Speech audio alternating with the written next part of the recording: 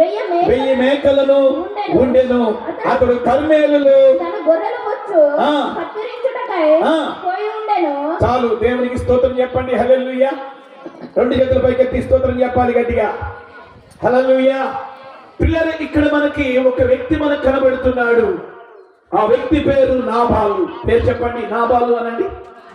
నాబాలు.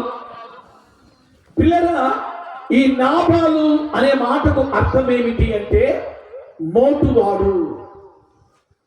మోటువాడు, మోటు స్వభావం కలిగిన వాడు.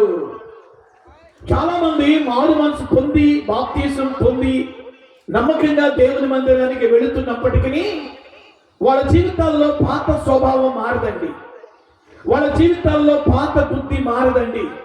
మారు మనసు పొందక ముందు వారి స్వభావం ఎలాగుందో మారు మనసు పొందినాక కూడా అలాగే ఉంటుంది. బాప్తీసం పొందక ముందు వారి బుద్ధి ఎలాగుందో బాప్తీసం పొందిన తర్వాత కూడా వాళ్ళ బుద్ధి అలాగే ఉంటుంది. మందిరానికి రాకముందు వాళ్ళ క్రియలు వాళ్ళ ప్రవర్తన ఎలాగుందో మందిరానికి వచ్చిన తర్వాత కూడా సంఘములో స్థిరపడిన తర్వాత కూడా విశ్వాసిగా చలామణి అవుతూ కూడా ఒక భక్తురాలు ఒక భక్తుడిగా మరి పిలువబడుతూ కూడా వారి జీవితాల్లో పాత స్వభావం అలాగే కనబడుతుంది. కొన్ని సందర్భాల్లో పాత బుద్ధి అలాగే కనబడుతుంది. కొన్ని సందర్భాల్లో వాళ్ళ ఆలోచనలో మార్పు రావటం లేదు, వాళ్ళ స్వభావంలో మార్పు రావటం లేదు, వారి మాటల్లో మార్పు రావటం లేదు, వాళ్ళ క్రియల్లో మార్పు రావటం లేదు, వారి నడక పడకలో కూడా మార్పు లేదు. అప్పుడప్పుడు మాకు అనిపించింది, అరే నిజంగా వీళ్ళు విశ్వాసులేనా? అరే వీళ్ళ జీవితాల్లో ఎందుకు మార్పు రావటం లేదు? వీళ్ళ జీవితాల్లో ఎందుకు మార్పు రావటం లేదు? నిజంగా ఇక్కడ వేదిక మీద ఉన్న దైవ సేవకులు మాకు ఎంత భారం అంటే, ఒక వ్యక్తి జీవితంలో దేవుడు ఆశించినంత మార్పు రాకపోతే సేవకులుగా మేము చేసే సేవ అది వృధా పిల్లారా. మేము చేసేటటువంటి సేవలో పరిచర్యలో మీ జీవితాల్లో ఒక మార్పు రావాలి. ఈ 3 దినాల సభల వెనక దైవజనులు ఎంత కన్నీరు కార్చారు, ఎంత ప్రార్థన చేసి ఉంటారు. సంఘం కూడా మేము కూడా మా సంఘాల్లో ప్రార్థన చేశాం. మాకు 3 బైబిల్ కాలేజెస్ ఉన్నాయి. 3 బైబిల్ కాలేజెస్లో కందుకూరు, ఒంగోలు, గిద్దలు ఈ మీటింగ్స్ గురించి ఇప్పటికీ ప్రార్థన చేస్తూ ఉన్నారు. నా టీం, నా సేవకులు కూడా, నాతో ఉన్న సేవకులు కూడా.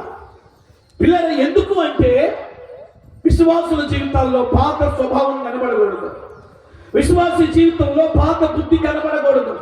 విశ్వాసి జీవితంలో పాత క్రియలు కనబడకూడదు. పిల్లల నీ బుద్ధిలో ఒక మార్పు కనబడాలి, నీ స్వభావంలో ఒక మార్పు కనబడాలి, నీ మాటల్లో ఒక మార్పు కనబడాలి, నీ ప్రవర్తనలో ఒక మార్పు కనబడాలి, నీ నడకలో పడకలో ఒక మార్పు అనేది కనబడాలి. ఇది దేవుని యొక్క చిత్తం.